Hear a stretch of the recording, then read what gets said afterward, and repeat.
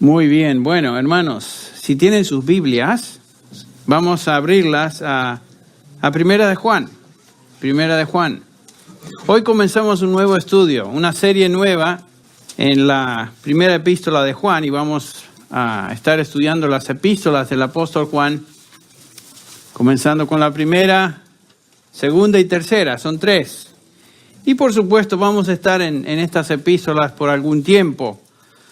Hoy es el primer estudio y el comienzo será una breve y tal vez simple introducción a esta epístola y a la persona de Juan.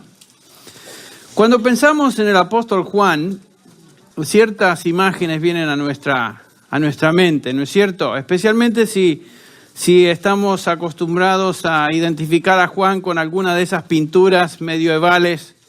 La pintura, por ejemplo, de la Última Cena, donde Juan está recostado en el pecho del Señor Jesús, y algunas otras imágenes de pintores que se han imaginado que este debe ser Juan. Y realmente esas imágenes no revelan exactamente lo que el apóstol Juan sin duda fue. Típicamente la mayoría de la gente tiene un concepto equivocado y distinto a lo que Juan fue, posiblemente en base a este tipo de imagen que se ha obtenido de algunas de estas pinturas. En general la gente piensa que Juan era un hombre tal vez joven, si lo fue, una cara casi hasta femenina según estas pinturas, muy manso, muy débil, nada agresivo, en fin, imágenes que uno obtiene de algunas de estas pinturas que a algún artista se le ocurrieron. Pero como vamos a ver, Juan fue un hombre de carácter fuerte, fue un hombre expresivo en sus emociones, fue dogmático, a veces se presenta en el Nuevo Testamento, en los Evangelios, como una persona a veces intempestiva. Y tal vez, como también vimos con Juan el Bautista, otra persona con el mismo nombre, una persona sin temor de llamar al pan, pan y al vino, vino. Ese es Juan. Este es el hombre que necesitamos escuchar en estos días. Juan, alguien que se expresa con autoridad, alguien que está comprometido con la verdad absoluta de la palabra de Dios. Este fue un hombre que veía las cosas, como vamos a notar, blanco y negro. No era ambiguo, no era una persona que hablaba sin claridad, todo lo contrario. Y digo que es un hombre para nuestros días porque si hay algo que caracteriza a la época moderna es la inclusividad, ¿no es cierto? La tolerancia. Tolerancia de todos los puntos de vista, como si todos ellos fueran simplemente opciones, si todos de alguna manera fueran verdad. Si hay un valor, lo hemos mencionado en otras ocasiones, un valor o una virtud exaltada en estos días en el mundo moderno es la tolerancia. Ser tolerante, inclusivo. Se usa en inglés mucho ese término, ser políticamente correcto, lo cual quiere decir que tenemos que tener cuidado con sensibilidades e incluir a todo el mundo para que nadie se sienta mal. Vivimos en un mundo donde no existen absolutos. No hay convicciones basadas en la verdad. Esa es verdad para ti, pero yo tengo otra verdad. Y estamos aquí simplemente compartiendo no verdades, sino opiniones. No hay convicciones. Por supuesto, cuando empezamos a tratar a la verdad en términos de esto es verdad para mí, pero no es verdad para ti, estamos simplemente negando la palabra verdad. Porque si la definimos como una opinión, ya el término en sí perdió su sentido. Si hablamos de verdad, tenemos que hablar de verdad. ¿Qué es la verdad? Por supuesto, Juan nos hace notar a través de sus escritos, sus epístolas, que hay una verdad y es una verdad absoluta, blanco y negro, clara. Vivimos también en un día en este mundo en el cual nos encontramos donde los cristianos también no piensan muy bien. La iglesia en general es tolerante de otros modos de interpretar.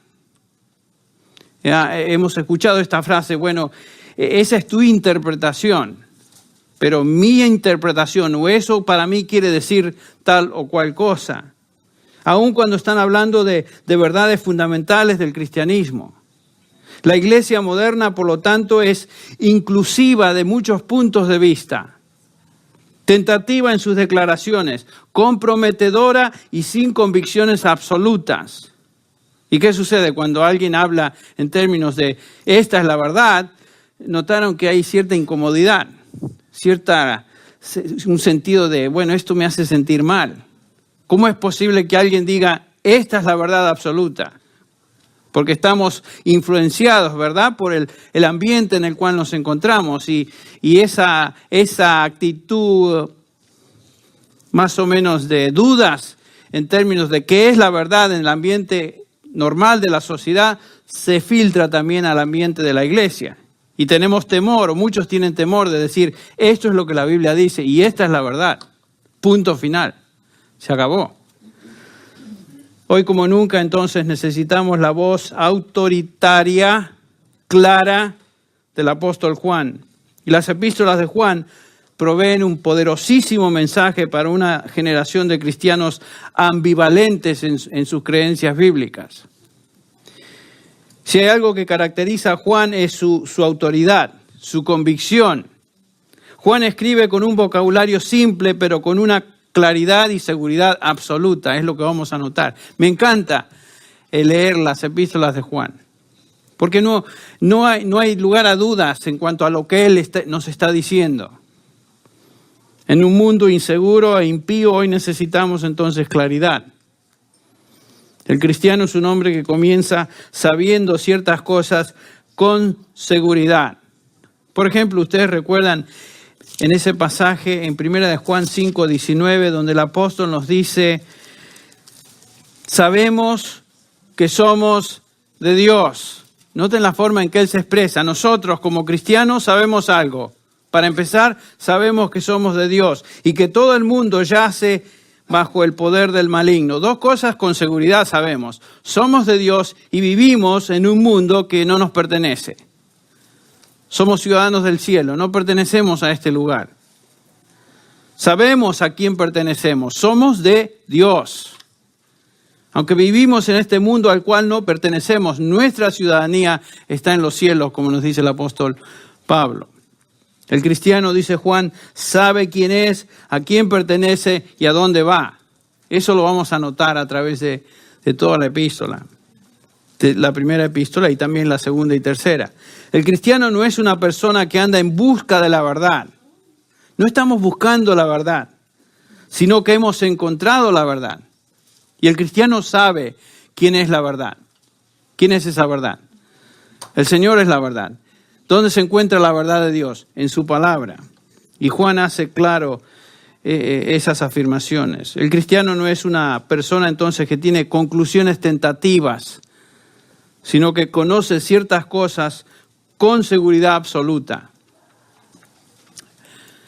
Tal vez en la experiencia de todo cristiano han existido momentos de dudas. Dudas en cuanto a lo que creemos, tal vez dudas en cuanto a partes de la Escritura o ciertas doctrinas, pero con el tiempo y en la medida que conocemos la palabra de Dios y conocemos al Señor más y caminamos con Él, el cristiano se convierte en una persona que sabe, conoce exactamente lo que cree. Está convencido en quién ha creído. Y está convencido que este libro, la Biblia, es la palabra de Dios. Y no hay nada en el mensaje de esta epístola que sea ambiguo. Eso es lo que vamos a ver. Juan transmite ese mensaje de tal manera que sus lectores, o aquellos que le escuchan en esa época, lectores hoy, también lleguen a estar convencidos de las verdades que han capturado su mente y su corazón. Y por supuesto, este es el mensaje que hoy necesitamos. Necesitamos eso. Juan es el apóstol de la seguridad. Este estudio sin duda va a fortalecer nuestra fe y afirmar nuestras convicciones cristianas. Lo va a hacer. Estoy casi seguro de que esa va a ser nuestra experiencia. Ya comienza a abrirse el apetito entonces de lo que vamos a ver. Vamos a estar hablando de la seguridad de la salvación. Vamos a estar hablando de la certeza de lo que significa ser cristiano. Vamos a estar definiendo claramente quién es un cristiano y quién no es un cristiano. Y aquellos que somos del Señor, vamos a afirmarnos en nuestra fe. Y aquellos que no son del Señor y están escuchando este mensaje van a tener mucha evidencia para tal vez hacer un signo de pregunta y ver si realmente pertenecen al Señor o no. Y esperemos que, por supuesto, este estudio sirva para motivarlos a realmente depositar su fe y entregarse al Señor Jesucristo. Así que va a ser un estudio fabuloso. Yo estoy realmente animado en lo que va a suceder en las próximas semanas, varias semanas. Veamos un poquito del trasfondo de esta epístola. Simplemente algunas notas interesantes sobre las epístolas de Juan. Una cosa interesante, por ejemplo, es que en ningún momento Juan se identifica como el autor de la epístola. En ningún lado vemos como Pablo, por ejemplo, inmediatamente al comienzo de sus epístolas dice Pablo. Juan no nos dice eso. Su nombre no aparece en ningún lugar. No aparece en el Evangelio, según San Juan, ni aparece en las epístolas que él escribió. Entonces la pregunta lógica sería que, ¿cómo sabemos si él realmente fue o no fue el autor? ¿Por qué es que estamos tan seguros de que fue del autor? Bueno, hay varias razones. En primer lugar, sabemos que él fue el autor de estas epístolas porque a través de los tiempos, desde el primer siglo hasta el presente, la Iglesia ha afirmado que Juan escribió estas epístolas. Los primeros, o los cristianos de la Iglesia primitiva, quienes conocían a Juan, sabían que él escribió estas epístolas, estas cartas, y ellos pasaron esa información a otros cristianos, y así, de generación en generación, la Iglesia atribuyó a Juan la composición de estas epístolas. O sea, estamos hablando entonces de la tradición de la Iglesia a través de los siglos. Nunca hubo un cuestionamiento en cuanto a si Juan escribió estas epístolas o realmente fue otro el autor de ellas. El hecho de que Juan no incluye su nombre realmente no es algo que nos debe sorprender o confundir. En un sentido indica que él fue el autor, ya que alguien tan prominente como Juan lo era en la iglesia primitiva no podría escribir estas epístolas con la autoridad con la cual él las escribe. La gente conocía a Juan, sabía cómo él se expresaba. Sin duda lo habían escuchado. Simplemente ahora estamos leyendo su enseñanza.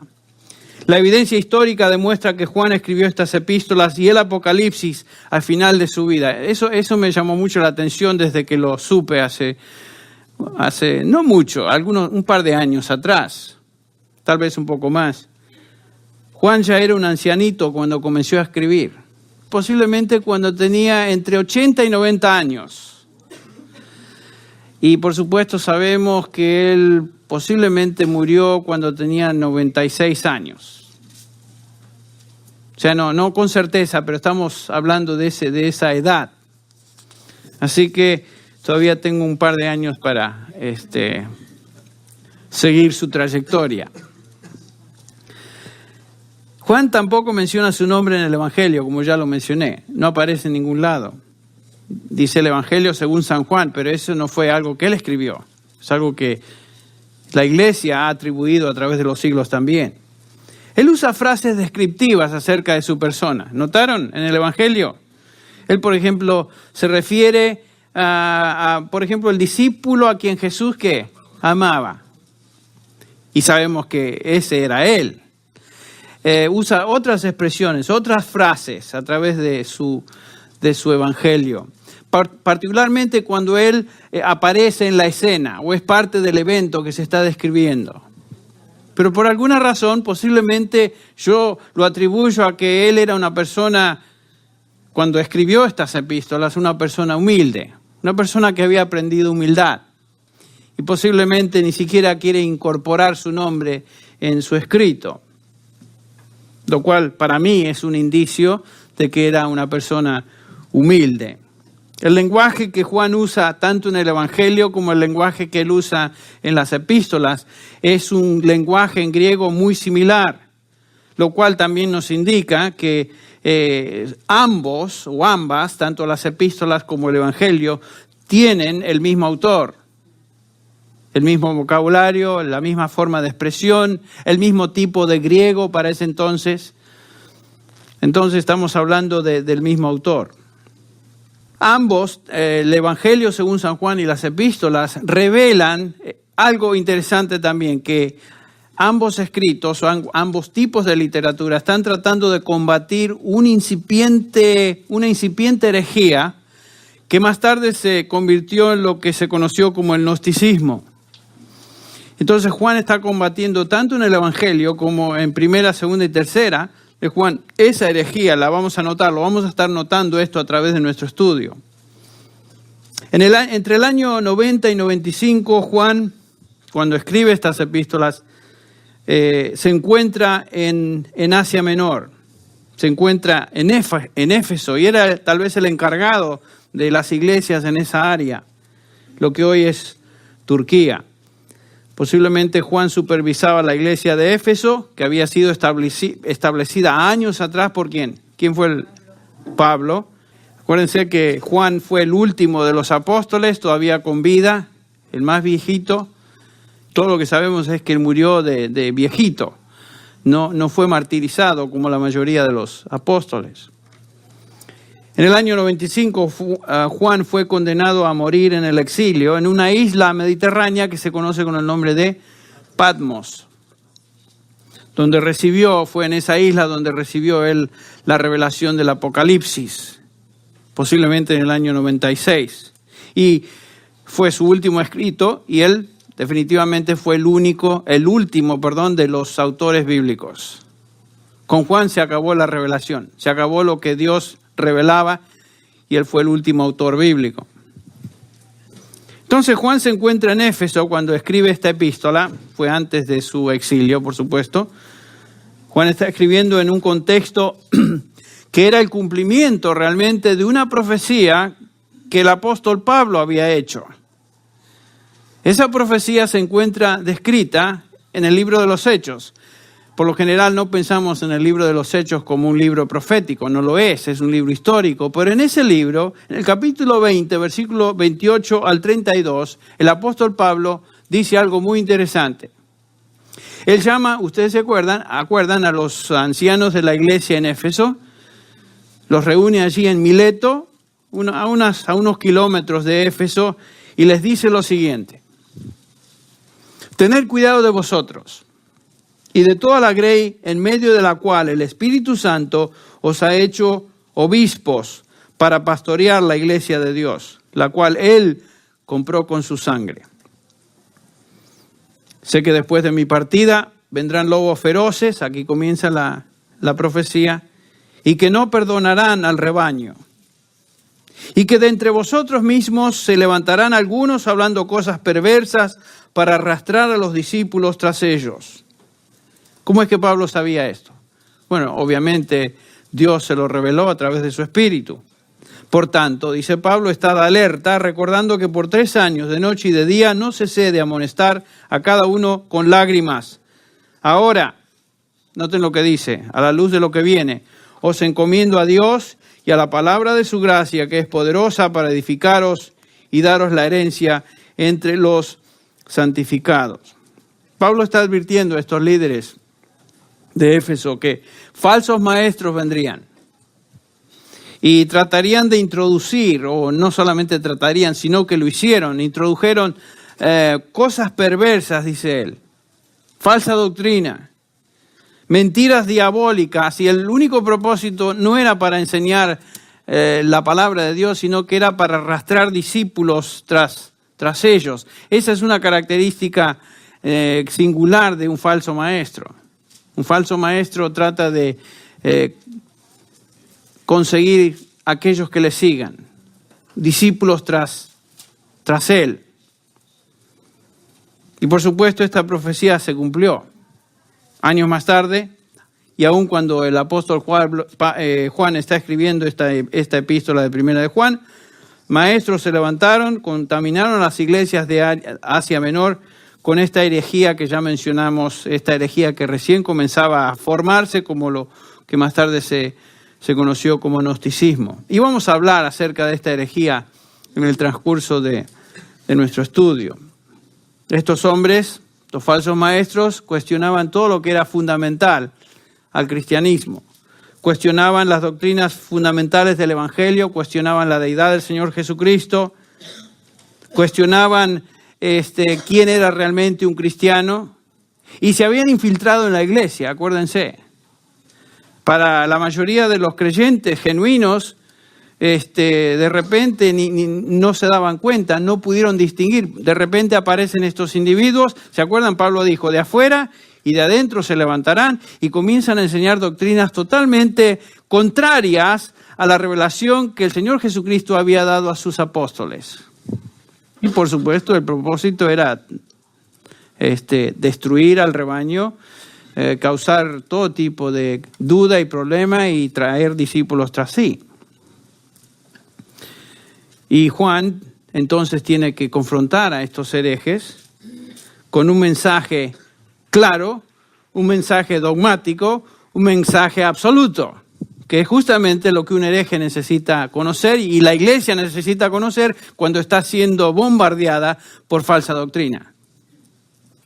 Por eso es que en estos días es muy importante, vital, que nosotros como iglesia tengamos esa actitud también.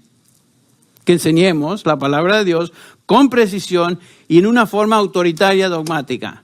Porque el dogma no viene del hombre, el dogma viene de lo que Dios dice en su palabra. Y es justamente lo que Juan hace. Y como mencioné al comienzo de esta charla, o mejor dicho, este tiempo juntos, las imágenes que la gente tiene acerca de Juan son a menudo equivocadas. Sin duda, Juan llegó a ser conocido como el apóstol del amor, sin duda. Pero como vamos a ver en sus epístolas, Juan también es conocido como el apóstol de la verdad. Y obviamente, ahí estamos hablando de dos realidades bíblicas que son esenciales y que son inseparables. Inseparables. Estamos hablando de la verdad, estamos hablando del amor. Esa es la balanza divina, ese es el balance, el equilibrio divino. La verdad debe ser hablada, pero debe ser hablada en un tono, en un espíritu de amor. Y por supuesto, Pablo ahora, en Efesios capítulo 4, cuando nos describe a aquellos hombres que el Señor Jesucristo llamó, hombres dotados por Él para el ministerio, apóstoles, profetas, evangelistas, pastores, maestros, nos dice que ellos justamente van a llevar a cabo un ministerio de edificación en la iglesia para que los santos lleven a cabo la obra del ministerio, pero lo van a hacer haciéndolo de esta manera. Van a hablar la verdad y lo van a hacer en amor. Fíjense lo que dice Pablo. Él dio, hablando del Señor Jesucristo, a algunos a ser apóstoles, a otros profetas, a otros evangelistas y a otros pastores y maestros. ¿Ok? ¿Con qué fin? Versículo 12. Con el fin de capacitar a los santos para la obra del ministerio, para la edificación del cuerpo de Cristo. Y la meta es hasta que todos lleguemos a la unidad de la fe y del conocimiento pleno del Hijo de Dios, a la condición de un hombre maduro, a la medida de la estatura de la plenitud de Cristo. Para que ya no seamos niños. ¿Ven? Un niño se caracteriza ¿por qué? Por esa inestabilidad que aquí se menciona. Sacudidos por las olas y llevados de aquí para allá por todo viento de doctrina. Por la astucia de los hombres, por las artimañas engañosas del error. Entonces, una iglesia infantil se caracteriza por eso, inestabilidad, particularmente en el orden doctrinal. Ahora Pablo dice, sino, el versículo 15, que hablando la verdad en amor, ahí está, crezcamos en todos los aspectos en aquel que es la cabeza, es decir, Cristo.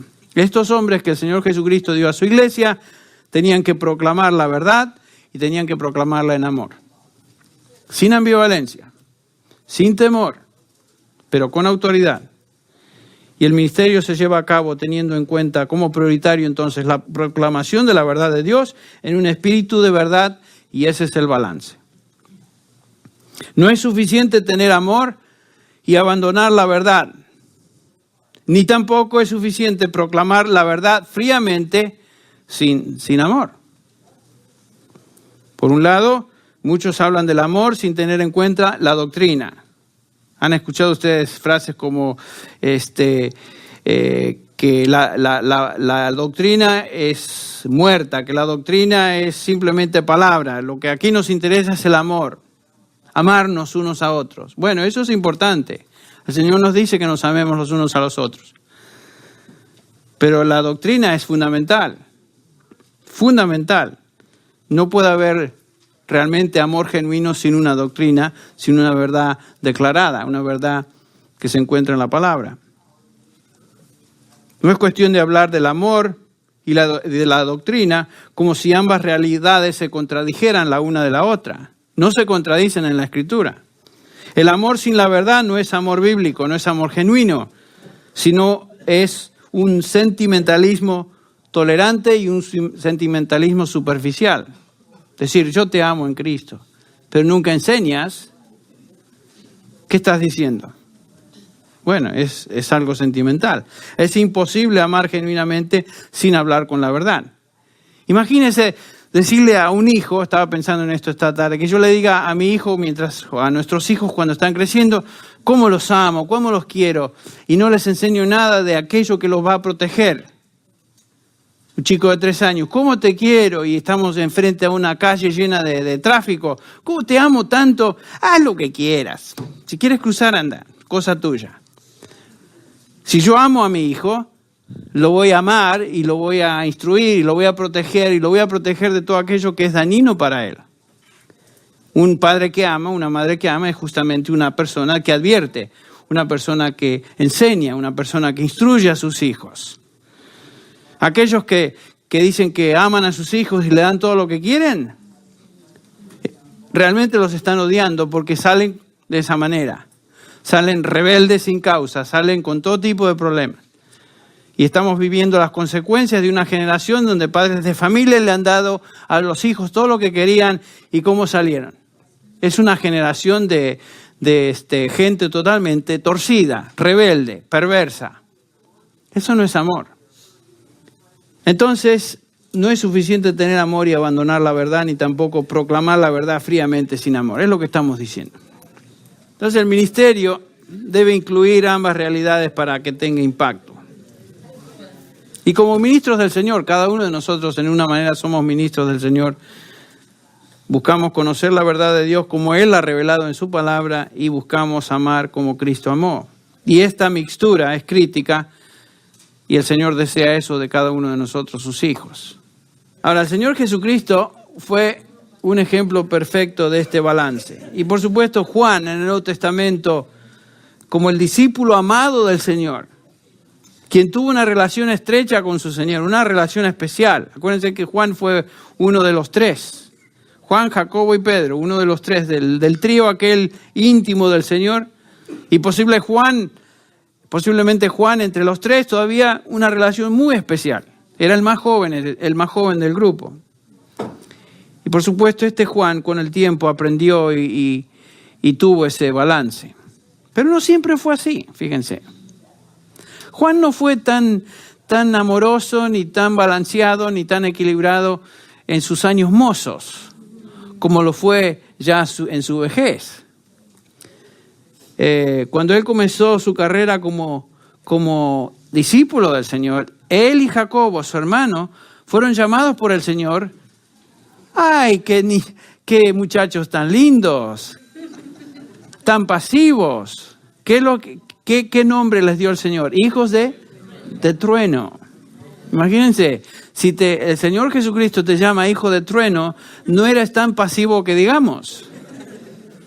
Y Juan era con su hermano, posiblemente eran especiales, eran impulsivos, eran intolerantes, eran ambiciosos. En una ocasión, Jacobo, ustedes recordarán, le cayeron mal estos samaritanos.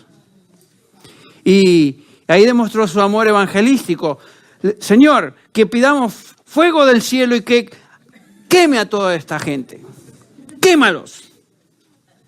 Con el juicio del fuego del cielo. Y Juan estaba ahí apoyando a la idea fenómena de su hermano. O sea, no era una persona tan cariñosa como observamos, por ejemplo, hijitos míos, como él escribe y se expresa en las epístolas. Quería matar a todos los samaritanos. Los quería liquidar. Un poquito radical en su estrategia evangelística, pero eso es Juan al principio. En otra ocasión, ¿ustedes recuerdan?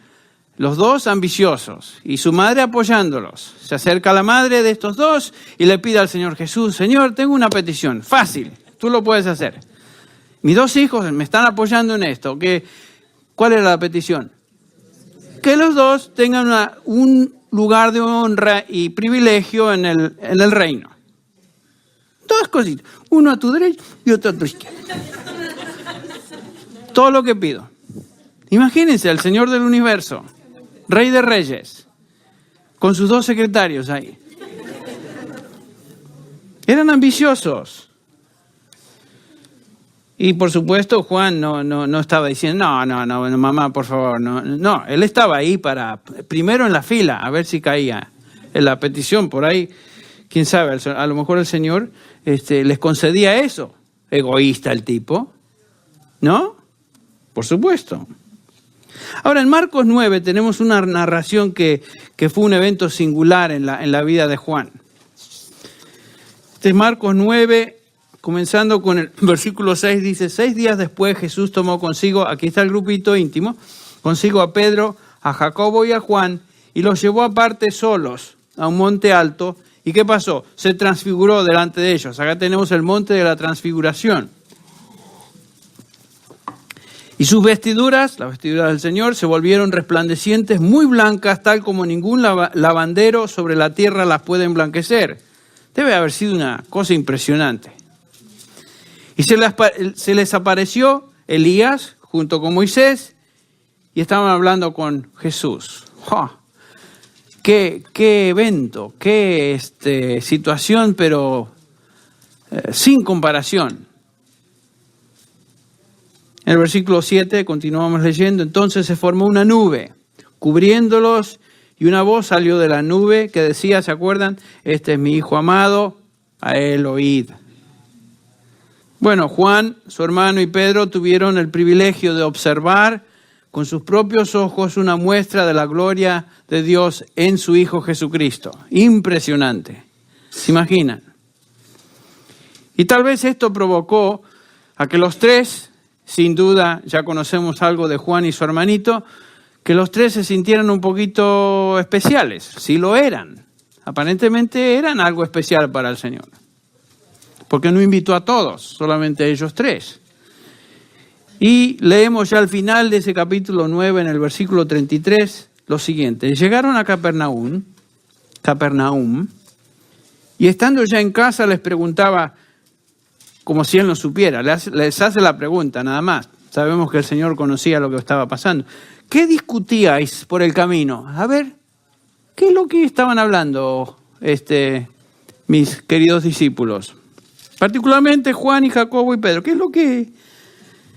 Pero ellos, ¿qué dice ahí? El versículo 34, guardaron silencio, se quedaron piola, como decimos en Argentina. ¿Qué quiere decir eso? ¿Por qué es que guardaron silencio? Bueno, nos dice el pasaje, porque en el camino habían discutido entre sí quién de ellos era el mayor. Miren, qué discusión fenómena, ¿no? Estos son los discípulos del Señor, los íntimos del Señor, que iban a llevar a cabo una tarea de evangelismo y proclamación del Evangelio a través del mundo. El Señor de señores, que demostró y vivió humildad ante ellos, y de repente ellos, en lugar de emular el ejemplo de su Señor, están discutiendo quién iba a ser el mayor. Seguían con el programa de la mamá. ¿No es cierto? El Señor entonces les llama a los 12. Qué lindo que el Señor, cuando fracasamos y hacemos cosas que son realmente cosas que cuando pensamos decimos, ¿cómo es posible que haya hecho tal cosa, que haya dicho tal cosa? El Señor no los destituyó y no buscó a otros discípulos, sino que los llama y dice, si alguno quiere ser el primero, será el postrero de todos y el servidor de todos. Si alguno quiere ser el primero entre ustedes, la forma de ser primero es simplemente siendo ¿quién? El último, el que sirve. Y dice acá que tomó a un niño y lo puso en medio de ellos. Un niño por lo general no busca ser reconocido, exaltado. Un niño es un niño. Y tomándolo en sus brazos les dijo, el que reciba en mi nombre a un niño como a este, me recibe a mí. Y el que a mí me recibe, no me recibe a mí mismo, sino aquel que me envió. Ven la tremenda lección que el Señor Jesús les da. Miren, si van a ser primero en el reino de los cielos, este es el ejemplo. Sean humildes como este chiquito. Fue una poderosa llamada de atención a estos discípulos. El Señor les llama a ser humildes y la forma que esto se demuestra es sirviendo. El primero en el ministerio del Señor es el que se considera siervo. Y eso se hace sin esperar que ni siquiera tenga elogios uno. Uno no debe buscar elogios. No debe buscar que se le mencionen. No debe hacer mención de sus logros y las cosas que ha hecho, que estos discípulos tenían que aprender, particularmente Juan y Jacobo. Y en el versículo 38 del capítulo 9 de Marcos, Juan dice algo interesante. Juan le respondió diciendo, Maestro, hemos visto a uno en tu nombre que echaba fuera demonios, pero él no nos sigue y se lo prohibimos porque no nos seguía. Es la única vez que se menciona a Juan ahí hablando. Y tal vez Juan se sentía culpable por su manera de pensar y ser y simplemente expresa al Señor, Señor, yo no soy humilde, yo traté de meterme y decir cosas cuando no es mi lugar, yo traté de detener a alguien porque no era parte de nuestro grupito selecto. Imagínense, ellos se creían tanto que le prohibieron a alguien que estaba hablando y ministrando en el nombre del Señor, porque no era parte del grupo elitista. Y posiblemente Juan demostró un sentido de culpabilidad cuando está diciendo eso. En un principio, Juan demostró ser orgulloso, cerrado, dogmático, inflexible, sectario, decisivo, aunque a veces no era el momento. Juan no siempre fue un hombre, una persona que normalmente uno se imagina cuando piensa en él. No siempre habló cuándo y cómo debía. Pero ¿saben qué? Esas son características que Dios puede usar. En el momento apropiado, estas características y por las razones correctas pueden ser usadas por Dios. El Señor sabía a quién eligió como sus discípulos. Él conocía sus lados fuertes y conocía sus flaquezas. Este tipo de hombre, como lo era Juan, tenía potencial. El Señor sabía que Juan era el hombre que podría estar absolutamente y declarar absolutamente, inflexiblemente, dogmáticamente, decisivamente la verdad de Dios. En el momento oportuno, en el momento apropiado, y lo hizo. Él posiblemente aprendió en el correr del camino y aprendió a través de los años. Y ya cuando es un hombre maduro y ya viejito, es otro Juan. Pero las características que él tenía aún como joven no es que desaparecieron totalmente, sino que el Señor las canalizó. Y el Señor moldeó a Juan. Y lo moldeó de tal manera que aún se convirtió en un hombre amoroso. ¿Ven? Hay esperanza, ¿no? Para cada uno de nosotros. ¿No hace esto el Señor con cada uno? Comienza una buena obra, nos dice la palabra de Dios, y la perfecciona, la lleva a cabo con el tiempo. Cuando Juan escribe, entonces tenemos a un apóstol que para él las cosas son blanco y negro, son claras. Para Juan solo hay vida o hay muerte espiritual. Hay hijos de Dios e hijos del diablo, lo que vamos a ver en las epístolas. El juicio de los justos y el juicio de los impíos. Salvación y condenación. Obediencia a los mandamientos y desobediencia a los mandamientos. Aquellos que están en la luz y aquellos que están en las tinieblas. Aquellos que confiesan sus pecados y aquellos que niegan su pecado. Aquellos que aman a otros y los que no aman. Los que son de Dios y los que son del mundo. El que hace justicia y el que practica el pecado. ¿Ven? Todo en la enseñanza de Juan es A y B, blanco y negro. No hay términos medios. Juan escribe no solo la verdad de Dios, sino del amor de Dios. Qué interesante que en el Evangelio según San Juan, por ejemplo, Juan una y otra vez nos habla del amor de Dios. ¿No es cierto? Ese pasaje que todo cristiano conoce desde el comienzo de su experiencia con el Señor, porque de tal manera amó Dios al mundo. ¿Quién dijo esas palabras? Juan. Dios amó al mundo. Dios ama a sus discípulos, nos dice el Evangelio de Juan. Dios ama a los suyos con el mismo amor que Él tiene por su Hijo Jesucristo. Juan nos dice que el Señor espera que los suyos amen a otros como Él nos ama. Juan nos manda a amar a nuestros hermanos. El amor que Juan describe ahí no es sentimentalismo tolerante, sino que es un amor que se demuestra, nos dice Primera de Juan, en poner nuestras vidas por nuestros hermanos. Y es amor que habla la verdad. O sea, es un apóstol amoroso, pero es un apóstol que habla la verdad. Tenemos en él entonces el apóstol que fue el más claro, tal vez el más autoritativo defensor de la verdad, el más blanco y negro en su enseñanza de la doctrina que distingue al cristianismo, y al mismo tiempo tenemos un hombre que nos habla de una manera singular del amor de Dios. No comenzó así, pero terminó así. Juan fue llamado el apóstol del amor a través de la historia de la iglesia. Aquel Juan que pidió fuego sobre los samaritanos junto con su hermano, la iglesia lo recuerda no como ese hijo de trueno, sino que lo recuerda como el apóstol del amor, en base a sus escritos.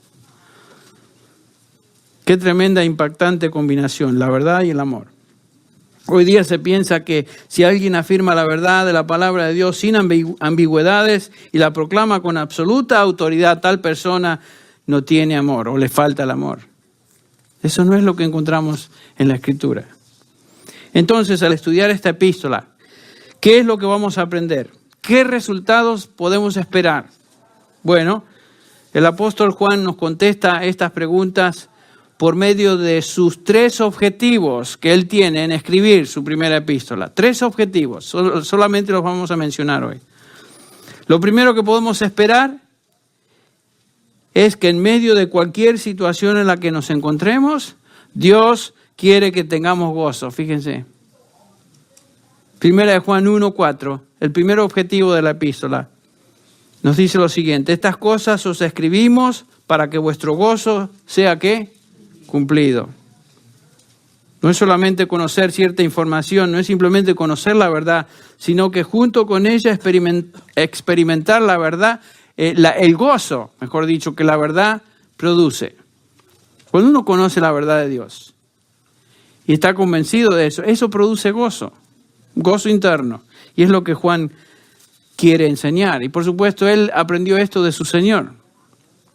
El Señor Jesús dijo: estas cosas os he hablado a los discípulos para que mi gozo esté en vosotros y vuestro gozo sea cumplido. Casi usando las mismas palabras de su Señor. El Señor enseñó eso a sus discípulos. El segundo resultado, o algo que podemos esperar a través de este estudio, es lo que Juan nos dice en el capítulo 2, versículo 1. Escuchen: hijitos míos, os escribo estas cosas para que no pequéis. ¿Por qué escribió la epístola? Para que no pequemos. Si alguno peca, abogado tenemos para con el Padre, Jesucristo el justo. Entonces, el segundo resultado que Juan espera de sus lectores es la santificación. Juan espera que sus amados hermanos vivan vidas piadosas como consecuencia de lo que esta epístola enseña. Escribo esto para que no pequéis. Por supuesto, también había aprendido esto Juan de su Señor. Cuando el Señor, por ejemplo, en la oración intercesora por los suyos, dice: Padre, santifícalos en tu verdad. Tu palabra es verdad. Y Juan esperaba que la enseñanza que esta epístola contenía y expresaba los iba a conducir a la piedad, a una vida más santa. En tercer lugar, tercer resultado que podemos esperar en este estudio es el que encontramos en el tercer objetivo de la epístola, capítulo 5, versículo 13.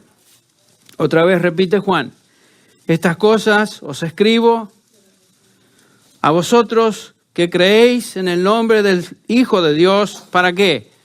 Para que sepáis que tenéis vida eterna. Entonces el tercer objetivo que Juan tenía al escribir esta carta es que sus lectores supieran que tenían vida eterna. En otras palabras, que ellos estén seguros de su salvación. La salvación que Dios nos dio es una salvación segura. Una salvación que no se pierde. Y eso es lo que Juan quiere enseñar a través de esta epístola. Entonces Juan tiene tres propósitos en mente: que los lectores tengan gozo, que vivan en santidad y disfruten la seguridad de su salvación. Él, por supuesto, aprendió esto también del Señor Jesús. Mis ovejas, dijo el Señor, oyen mi voz y me siguen, y no perecerán jamás, jamás. Juan está diciendo, hay tres cosas que Dios desea para sus hijos. Escuche, gozo, santidad y seguridad. Y yo creo que al término de nuestro estudio, a través de esta preciosa epístola, el Señor va a honrar su palabra, trayendo a nuestra experiencia cristiana el cumplimiento de estos objetivos. Vamos a tener gozo, vamos a tener el deseo de apartarnos del pecado y, por supuesto, vamos a experimentar o tener la seguridad de nuestra salvación, si es que todavía no la tenemos. Espero que ya vayamos en buen camino. ¿Les interesa el tema? Bueno, quiere decir que van a regresar el próximo miércoles, ¿no es cierto? Porque vamos a estar hablando de estas. Y los próximos miércoles. Así que vamos entonces a prepararnos para disfrutar de este tremendo estudio en base de esta preciosa epístola. Vamos a orar. Padre, te agradecemos en esta noche por el apóstol Juan. Aquel hombre impetuoso, Señor, junto con otros que tú llamaste a servirte, que en una manera nos recuerda a cada uno de nosotros, Señor, el proceso. Nunca pensamos ni nos hemos sentido dignos de ser llamados hijos tuyos. Y continuamente, Señor, fracasamos de una u otra manera y nos sentimos tristes y culpables por haberte ofendido tantas veces, Padre. Y sin embargo, tú nos tomas y la obra que comenzaste en nosotros la vas a terminar. Qué preciosa bendición. Señor, te pido que cada uno de mis hermanos, aquellos que escuchan estos mensajes, como resultado de ellos, experimenten un gozo especial. Que sean motivados a apartarse de todo pecado, de toda inmundicia, de todo aquello que te deshonra. Y por supuesto,